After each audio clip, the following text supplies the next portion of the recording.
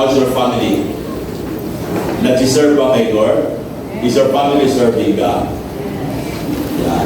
Titignan po natin ngayon, magre-reflect tayo, we're going to reflect our own family, kung ang ating bang anak, mga anak, sons and daughters, children, wife, and spouses natin, husband, nagsiserve ba kay Lord? Saan sila pag-araw ng linggo? Yeah. Naglilingkod ba sila sa Panginoon? Sa mga naglilingkod kay Lord ang pamilya, magsabi nga pong Amen. Amen. Our topic po this whole month is equipped to serve. Okay? Last month, we also tackled the topic, the theme, equipped to lead.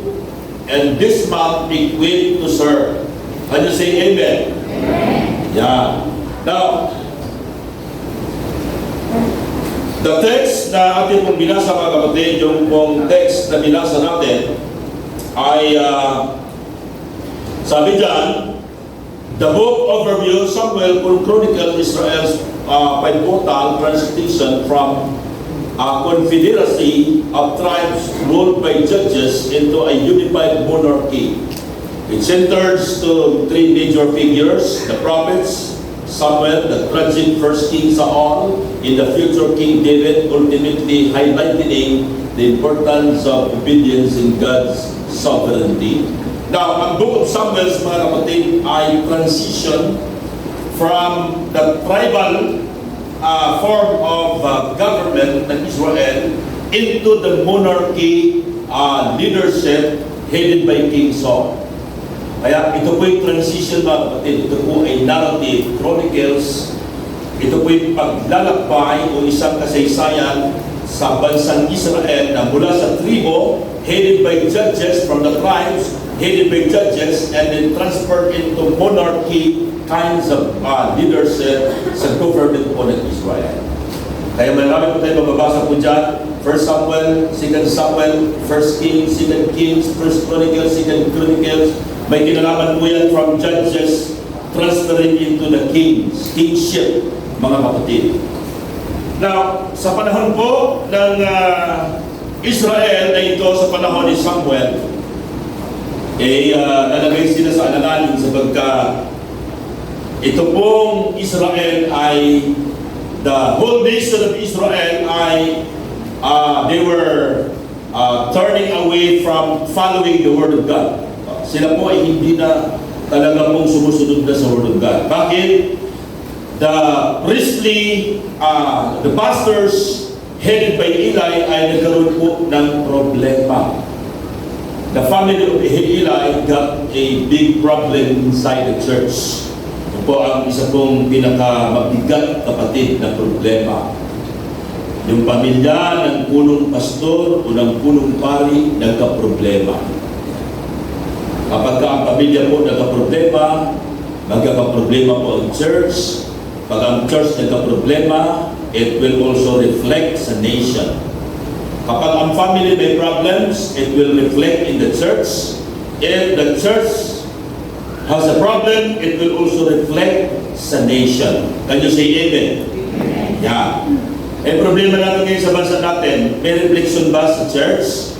Meron. Magulo ba ang simbahan? Ha? Kahit sumisigaw silang we are one, magulo din? Magulo ba ang simbahan? Magulo. Magulo ba sa born again? Oo, may kaguluhan minsan. Minsan lang naman. Pag sabi sa katabi mo, hindi ikaw yun. Hindi ikaw yung magulo. Amen? Now, itong si Samuel, kapatid, ay bago si Samuel dumating, nagkaroon po ng malaking problema sa family ni Eli. Yeah. Verse 1 hanggang verse 9, that is the structure of our text. Verse 1 hanggang verse 9, God called the prophet Samuel. Sa panahon na yun, mga kapatid, look at your Bible in verse 1. Sabi sa verse 1, now the boy Samuel was ministering to the Lord in the presence of Eli. In the word of the Lord was rare in the days. There was no frequent vision. The word of the Lord is rare in Israel, in the temple. Ang reason, nasa verse 11. The reason is in verse 11, verse 12, verse 13, up to verse 14. Why rare? Kasi ang namumuno sa simbahan na si Eli at ang kanyang dalawang anak na pastor ng simbahan, 2 sons, 2 priests, they were all compromised. Kakalungkot. Yung mga leader ng simbahan, compromise. Kaya sa si church, very rare na si Lord nagbigay ng kanyang word. God didn't give His word to the church, to the temple, to the people of Israel. The reason why the family of Eli, his 2 sons, were compromised. No visions, mga kapatid, na pinakita, walang visions. Kaya si Lord nag-provide, God provided a new leader sa katauhan ni Samuel. Can you say amen? Yeah. Isang araw si Hannah, mababasa natin chapter 1, chapter 2, si Hannah, kapatid, ay umiiyak kay Lord kasi siya'y asawa ni Elkanah. May konting chismis tayo ngayon sa preaching na ito. May chismis sila, may chismis na nangyayari. Si Elkanah ay mayroong 2 asawa. Yung kanyang 2 asawa, isa sa kanyang asawa ay si Hannah. Yung asawang isa ni Elkanah ay nanganak. But Hannah ay baog. Walang anak si Hannah. Of course, alam mo naman, mga babae, pagka nagsisilusan, nagpapasaringan. Sa context kasi ng Israel that time, pwede mag-asawa ng 2. Pwede mag-asawa ng 4. Pero sa context natin ngayon, hindi pwede yun. Papatayin siya ni Kaini. Di ba, Kaini, di ba? Hindi po pwede yun 2 asawa. Hindi pwede yun kaya Yuli. Kakain si Kienwe. Pero sa panahon na yun ay sa context nila, pwede. Sa context nila, pwede. Baog si Hannah. Sabi nung isang asawa ni Elkanah, baog. Walang anak.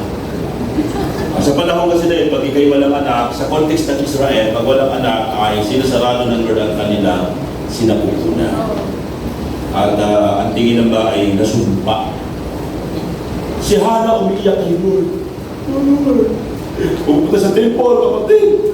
Hannah was crying. Lord, pagkaanak ako, parang awa ko na.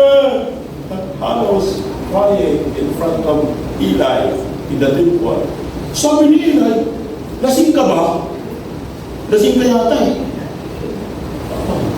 Sabi niya, Hannah, hindi po ako lasing. Gusto ko lang po magkaanak. At pag ako nagkaanak, ipapagalit mo siya kay Lord. Iiwan mo siya dito sa church. Kasi yung gusto mong anak ay magalit ni Lord. Huwag kang magpastor na, walang makain sa pagpapastor. Sino yung may ganun kaisipan? Mali, puro kain niya po kami. Amen? Who told you that the pastor has no money? Is it right, pastor? We have lots of money traveling from, roaming around from all over the world. Is it right, pastor? Yeah. Mga kapatid, may mga ganun kaisipan. Huwag kayo mag-pastor, anak. Kasi walang pera dyan, mag-business ka na lang. Sino ganun ang kaisipan? Pero pag si Lord pag tumawag, walang imposible kay Lord. Alam mo ka namin si Lord.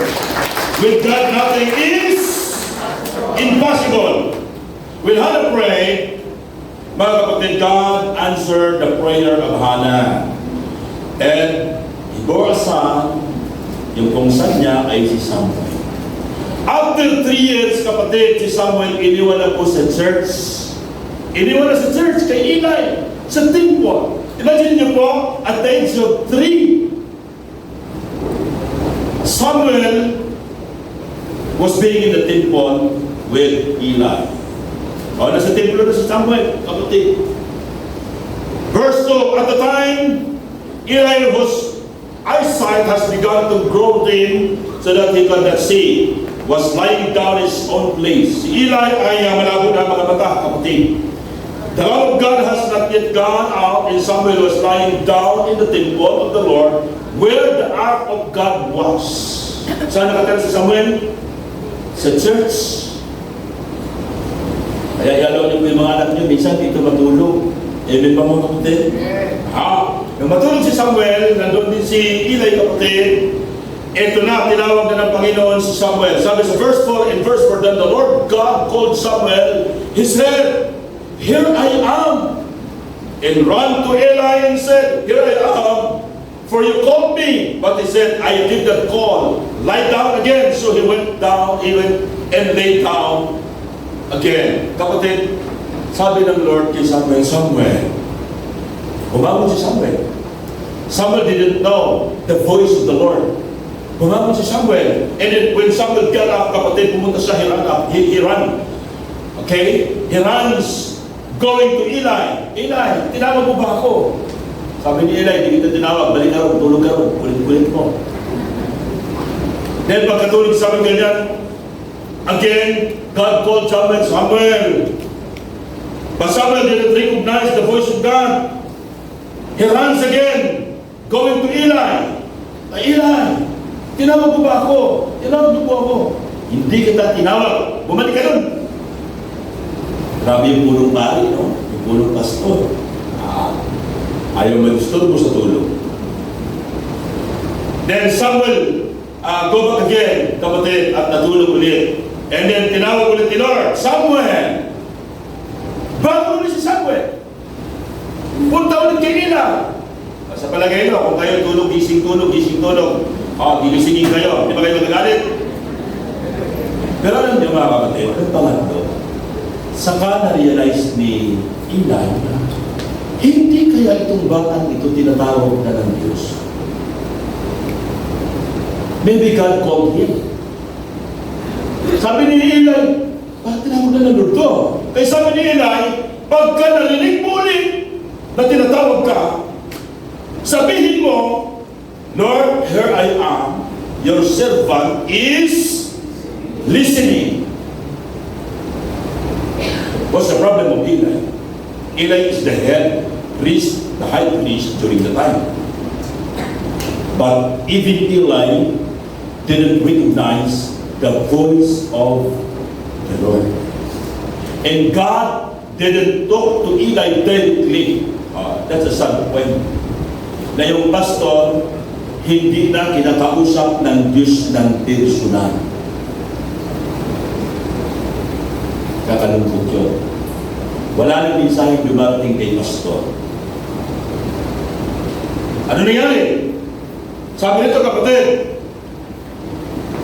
verse 7, now Samuel did not yet know that the Lord and the word of the Lord had not yet been revealed to him. Even si Samuel nakatira sa Lumen Church, hindi niya na-recognize yung word ng Lord. Sabi nga anong ginawa ni Eli? Nakatira si Samuel sa Lumen Simbahan, hindi niya ni-disciple. Walang discipleship na nangyari. There is no discipleship between Eli and Samuel. That's the reason why Samuel didn't recognize the voice of God, kapatid. Kaya mahalaga discipleship. Mahalaga discipleship.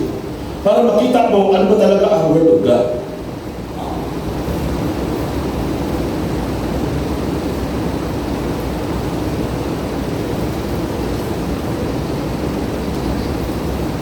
Verse 9. Therefore Eli said to Samuel, go lie down, and if he calls you, you shall say, speak, Lord, for your servant hears. So Samuel went and lied down in his place. Verse 10. Ito na po yung tagpo, kapatid, na si Samuel at ang Diyos ay nag-usap. Verse 10. Sabi dyan, Yung tong verse 1 hanggang verse 9, God called the prophet Samuel. Verse 10 to verse 14, God gave to Samuel the message of judgment for the house of Eli. Ito yung pinakamalungkot sa parte po sa buhay ni Eli, kapatid. Verse 10, and the Lord came and stood calling us the other time, Samuel, Samuel. And Samuel speak. Samuel said, speak, for your servant hears. Sabi ng Lord kay Samuel, Samuel, Samuel, Samuel. Nagsasalita ba si Lord? Buhay ba si Lord? Totoo ba si Lord? Totoo. Ang Diyos ay nangusap. Amen? Ang Diyos ay nagsasalita. Sa pamamagitan ng alin? Sa pamamagitan ng vision. At ang sabi diyan, and the Lord came and stood calling us one time, another time, Samuel, Samuel. Sabi nga diyan, kapatid, ito ay hindi na vision. This is really the presence of God. And the Lord came and stood. Bumaba ang Diyos, kapatid, at tumayo sa harapan ni Samuel. At nangusap ang Diyos kay Samuel, kapatid. Ano sinabi ng Lord sa verse 11? Then the Lord said to Samuel, behold, I am about to do a thing in Israel at which the two ears of everyone who hears it will tingle. Sabi rito, on that day I will fulfill against Eli all that I have spoken concerning his house from the beginning to end. What was the message of God to Samuel? The message of judgment to the household of Eli. Matagal na pala si Lord nagtatampo kay Eli. Matagal na pala si Lord mayroong gustong sabihin kay Eli. Kapatid, sa isang pastor na may anak na dalawang pastor na compromise. At ang sabi nito, kapatid, verse 13, and I declare to him that I am about to punish his house forever for their iniquity, and he knew, because his sons were blaspheming God, and he did not restrain them. Therefore I swear to the house of Eli that the iniquity of Eli's house shall not be atoned for by sacrifice or offering forever. What was the message of God to Samuel? The message of judgment, punishment. To whom? To the household of Eli. What was the reason? What are the reasons? The first one, ang unang dahilan kung bakit mayroong punishment, message of punishment, the first reason, kapatid, anong dahilan? Compromise ang mga anak ni Samuel. Paano nag-compromise? Una, binablaspheme nila ang offering sa church. Yung mga handog, yung mga kinakatay ng mga animals, kapatid, habang nilalaga, habang niluluto, hindi pa tapos na lagain at hindi pa na-presenta sa altar, kinukuha ng mga anak ni Samuel, sinusungkit ni Penina at saka ni Hopni. Sinusungkit, kapatid, kinakain yung mga matatabang party. Kinukuratot ang offering. They were blaspheming God, kapatid. Sinasalaula ang gawain ng Panginoon. Ano pa? Ano pang ginawa kasalanan ng mga anak ni Eli, kapatid? Hinahalay nila ang mga kababaihang nag-aaser. Buti na lang, hindi tayo sa panahon na yun anti-sindi, no? At buti na lang yung mga asers natin, mga senior citizen na karamihan. Subukan nilang halayin niya.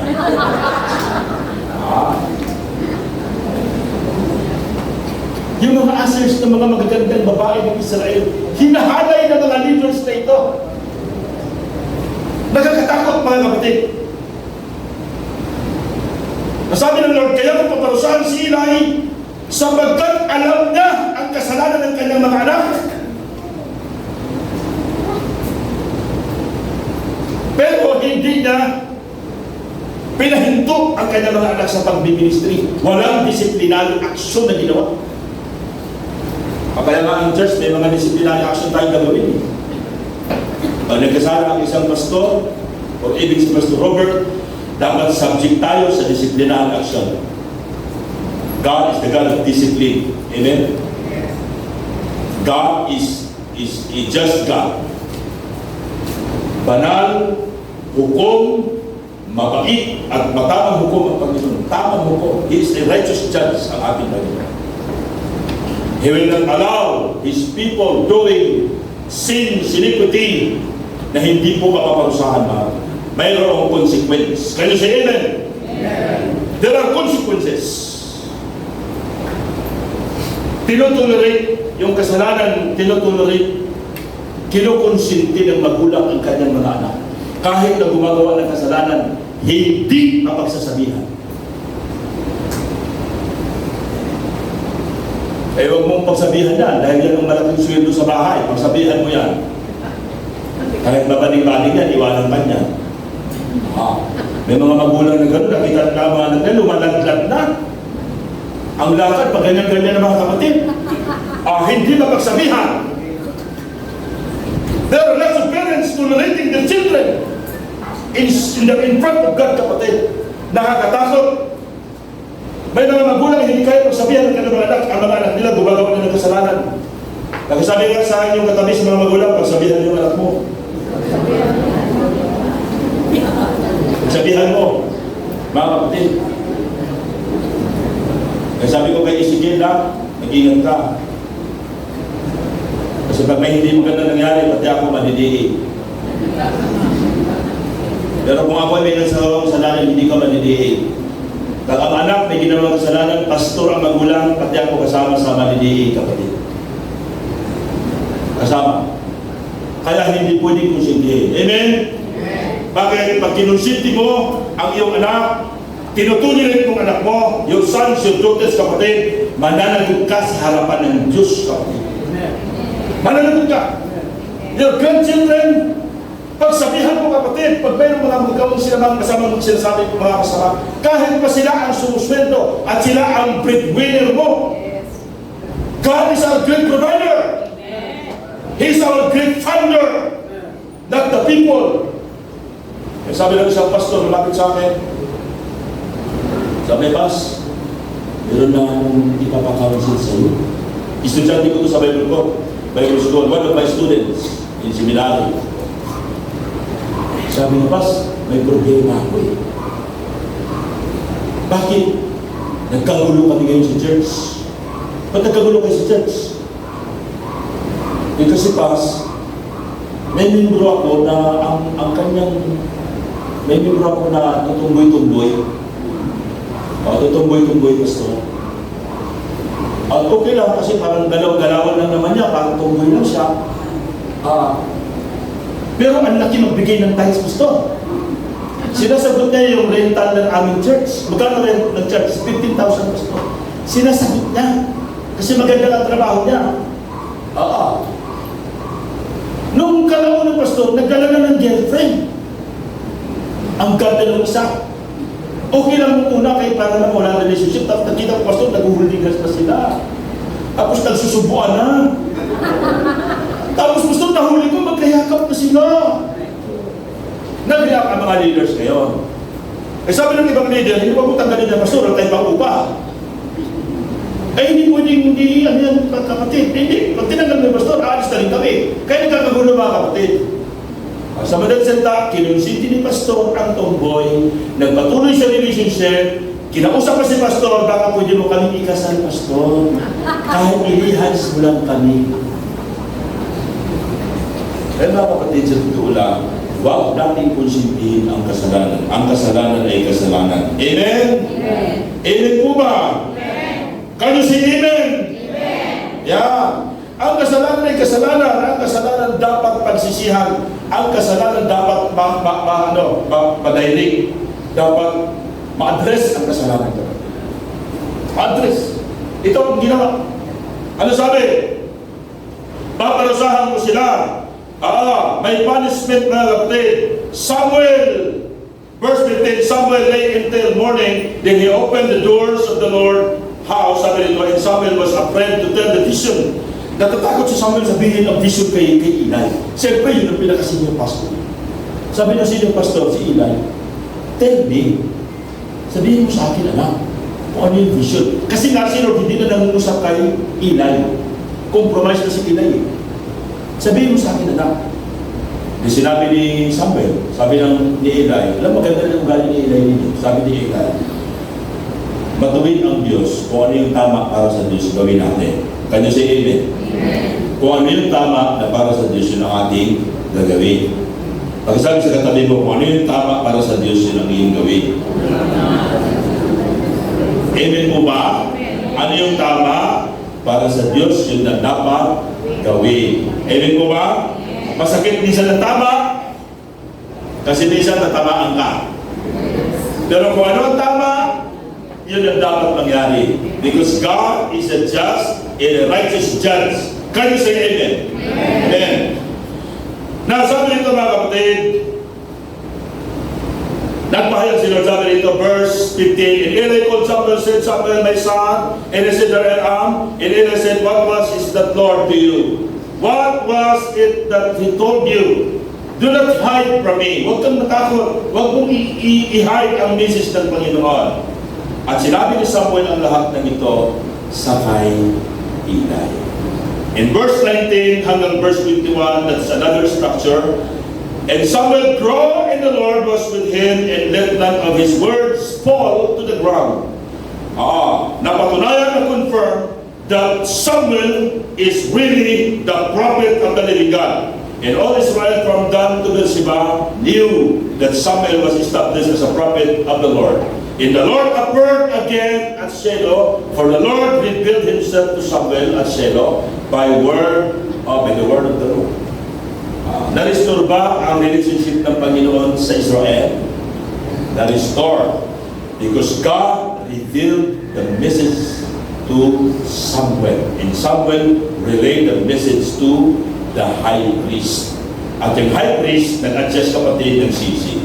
Amen po ba? Now, called to serve. Ano po ang mga main points natin kapatid natin makikita?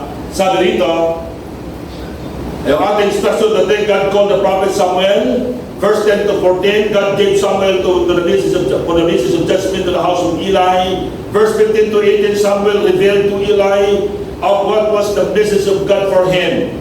Verse 19 to 21, God confirmed the calling of Samuel as a prophet. Now, ano po ang dahilan why God called His servant, kapatid? The reason, Roman numeral number 1 sabi ito, God called His servant to receive His vision. Ano gagawin? God called His servant to receive His vision. Because without vision, people will perish. Kaya kailangan po ang pagitain. When we say vision, it's a big picture in the future, kapatid. Pinapakita ng Lord ano ang future ng bansa, what will be the future of your family, what will be the future of the church, what will be the future of this nation. Pinapakita po ng Diyos yan, kapatid. God called His servant to receive His vision. Ang tanong, karapat-dapat ka ba tumanggap ng pangitain ng Panginoon?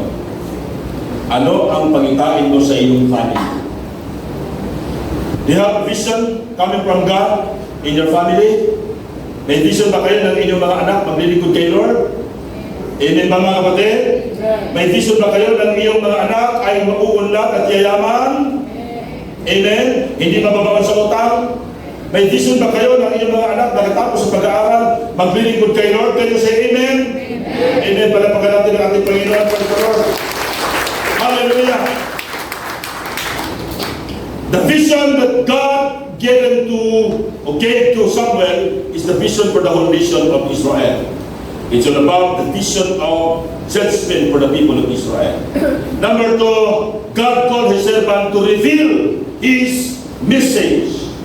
Anong klaseng message, kapatid? Message of judgment for the house of Eli. When you receive the message that comes from God, when you receive the vision, you have to relay. You have to reveal of what the Lord is saying in the vision. what the Word of God is saying in the vision, in the Bible. You have to reveal it. You have to reveal to the people. You have to reveal to the nation. You have to reveal to DBN. You have to reveal to the people who are now shouting, we are one. Ano ang ating i-reveal? The message of God. And the message of God now is written in the Bible. Can you say amen? That's the reason why we are planting churches. Because we are going to reveal the message of God to the people, to the community, and to the whole nation of the Philippines. And also to Bangladesh. Who wants to go with us in Bangladesh? Invite tayo ni Collins. Collins will invite us to go to Bangladesh. May namumugot na ng ulo doon. Is there any in your country? Hanging? No. It's a free country. It's a free country. Not free. Muslim. Next year, pupunta tayo doon sa Bangladesh. Kasama ba kayo? Muslim people is respect the Christian. Wow. Muslim people girl has a good relationship with the Christian. Wow. Palapakan natin si Lord. We will go there and reveal the message of God to Bangladesh and plant churches there. Sama kayo? Sama kayo? Yan. Si Gia doon sasama. Who go? Yeah. Who go? Yeah. Respect us. All of them. Okay. God called His servant to reveal His message. Whatever message that God has given unto us, we have to reveal it. It could be that this message of rebuking to the people, message of judgment, you have to reveal it. Amen ba mga kapatid? Dapat natin i-reveal. Pangatlo at panghuli, God called His servant to restore His nation. The reason why He gave His mission, the reason why we have to reveal the message of God, because God wants Israel to be restored. Amen ba mga kapatid? Gusto ng Diyos na ma-restore ang bansa. Gusto niyo ba ang bansa natin ma-restore? Gusto niyo ba ang mundo ng ating bansa? Kailangan natin mag-evangelize. Kailangan natin mag-mission. Kaysa sumama kayo sa rally, huwag na kayo sumama sa rally, sumama na kayo sa akin sa Nueva Ecija, mag-share tayo ng Word of God. Palapakan natin si Lord. Kasi pag na-born again, ang tao niyo naging mayor, wala na pong corruption. Pastor, bakit naman may born again dyan sa Senado, may corruption? Siya yun. Kung totoo ba siya yung gumawa ng corruption. Pero ibahin mo si Marcelo dyan, baka. Ano dyan? Ibahin mo si Jacob pag naging mayor ng Marilao yan. Diba? Si Vico Soto nga, yung ganda-ganda ng record sa Pasig. Amen ba? Yes. Oo. May mga magiging presidente tayo born again na matino. Amen? Hindi compromise na born again. Hindi compromise. Mga kapatid. Sabi, desire to listen to the Word of God, the desire of God is, even yung paano matanggap ang restoration kapatid, magkaroon ng desire to listen to the Word of God. Eli has a desire also to listen to the Word of God again. Willing to obey and submit to the will of God. That is in verse 18. Grabe mo. Paano ma-restore ang ating bansa? Paano ma-restore ang family? Makinig ka sa salita ng Panginoon. Verse 17. Paano ma-restore? Verse 18, you have to listen, you have to obey, you have to submit to the will of God. Pero alam niyo po, malungkot ang nangyari. Binasa niyo po yung chapter 4, chapter 5, chapter 6, chapter 8, natuluyan po silang lahat. Naparusahan talaga sila ng Diyos. Hindi nagbibiro ang Diyos. Sinangakay sila ng mga Palestinian. Namatay ang dalawang anak ni Eli, kapatid. At mayroon nag-report, Eli! Yung anak mong compromise na dalawa, namatay sa ligmaan. Kayo ba compromise, madaling mamatay? Kasi sabi sa katabi mo, wag kang compromise. Oo. May mga nagko-compromise na Christian, hala, bumalik sa pag-iinom, pagtutunggak-tunggak na kanyang kapatid. Na high blood, tunirik ang mata, namatay. Bakit? Bumalik sa pagko-compromise. Ito mga anak ni Eli na compromise. nag-compromise sila, pumunta sa digmaan. Labas natin ang ang Ark of the Covenant para manalo tayo. Nilabas. Pero may nangyari ba? Wala. Natalo sila. Namatay ang anak ni Eli, natusok ng mga kita, kapatid. Nagsumbong sila kay Eli, yung mga tauhan. Eli! Namatay ang dalawang mong anak. O dalawang anak mo ba naman namatay? Si Eli, at the age of 90, nung marinig niya, hindi na makahinga si Eli. Naatake din si Eli. Namatay din si Eli, kapatid. Tama ba ang message ng Panginoon kay Samuel? Paparusahan na ang house of Eli? Paparusahan. Kaya mga kapatid, kung meron ka pang ginagawang kalukuhan, itigil mo na. Bago mahuli ako. Amen ba? Kung may ginagawang kalukuhan ng anak mo, pagsabihan mo bago mahuli ang lahat. Ako po, kanina kasulat sa Bible, sinasabi ko, kasi ako din po ang mananagot. Amen po ba? Yes. Tama po ba? Yes. Ang para kay Diyos, kung ano yung tama, ay gawin natin. Palapakan po natin si Lord. Sabi ng God called you to serve and to share His Word with all the people. Ano gagawin natin? He called you as this time just to serve or to share the Word of God to the people. God called you to restore the spiritual condition of your family. He called you to restore the spiritual condition of your family. Ano ang spiritual condition ng inyong pamilya? Makukulang, aswang, mga babae, lasinggera, sugaron, chismusa, nag-aasawa ng marami, kahit nabisak na ang ilong, nakapag-asawa ng 5. Wala sa ganda yan. Kapatid, wala sa kabukuhan yan. Mayroon na akong alam, ang pangit ng mukha ng lalaki, pero nakarami ng asawa.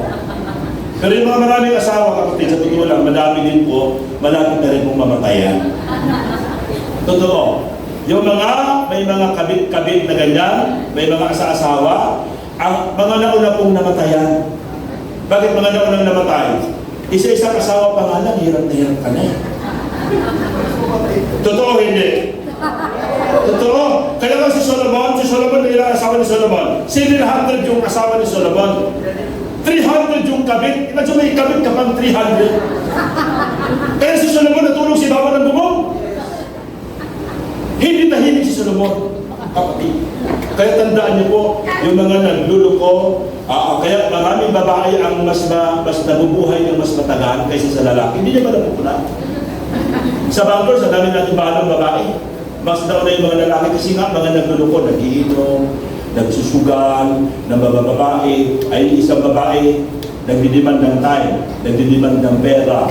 Ay wala ka naman pera manadala sa isa kasi nga nag-grab ka lang. Anong pera magdadala mo ron? Kung may negosyo, kung may maubos din yung pera mo sa negosyo. Kaya mga kapatid, sa totoo lang, mahalin nyo na po talaga ang inyong asawa. Mga fathers, mahalin nyo na po talaga ang inyong asawa. Gastusan mo man yan, bawit ka rin. Amen ba? Amen? Eh sabi ko kay Ate Lisa, di ba malugi ako sa iyo? Basta sa iyo lang. Masaya ang buhay pag sa asawa lang. Amen. Palagpagan po natin ang Panginoon. God told you to restore the spiritual condition of your family, your children, your loved ones, your wife, your husband, your sons and daughters, kapatid. Kaya ka nandito because God called you to restore their spiritual condition. You have to relay the message of God. You have to share the message of God unto your children, unto your husband, kapatid. How is God in the text? God is just, verse 13. He is the God of forgiveness, verse 18. Si Lord nagpapatawa. Can you say amen? Amen. He's the God of forgiveness and He's the God of restoration. Verse 20 to verse 21. This is the theistic approach, theistic approach. Verse 1, verse 2, the Word of God is here. No vision at all. Verse 1 and verse 2. May kinalaman po yan ng verse 19 and 21, God was being restored, the relationship through His relationship to Israel through Samuel. Amen ba mga kapatid?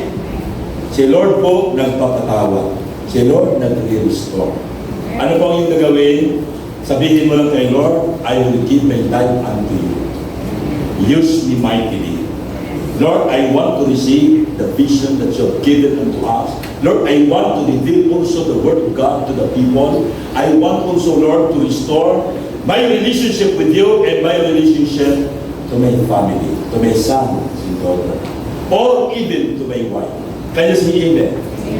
Gusto nyo ba ma-restore ang inyong relationship sa inyong mga husband and wife? Amen po? Amen.